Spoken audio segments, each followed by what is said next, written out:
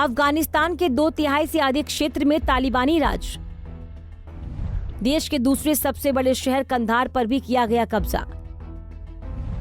धीरे धीरे राजधानी काबुल की ओर बढ़ रहा तालिबान।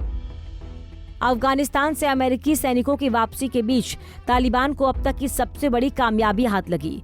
उग्रवादी संगठन ने खूनी संघर्ष के बाद अफगानिस्तान के दूसरे बड़े शहर कंधार पर कब्जा कर लिया। समाचार एजेंसी AFP के मुताबिक तालिबान ने शुक्रवार को दावा किया कि एक और प्रांतीय राजधानी कंधार पर उसका नियंत्रण हो चुका है।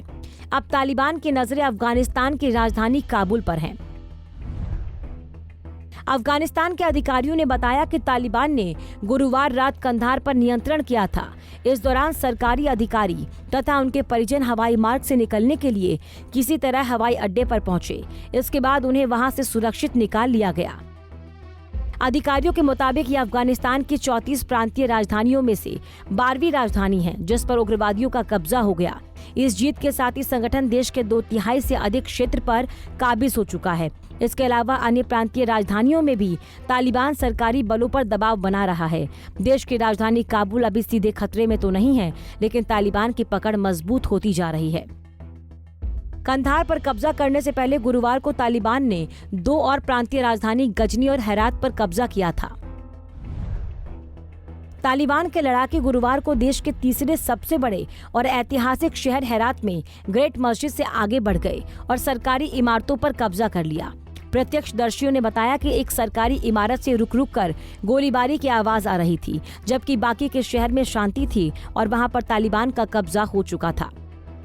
गुरुवार को ही काबुल के दक्षिण पश्चिम में 130 किलोमीटर की दूरी पर स्थित गजनी में उग्रवादियों ने अपने श्वेत झंडे फहराए।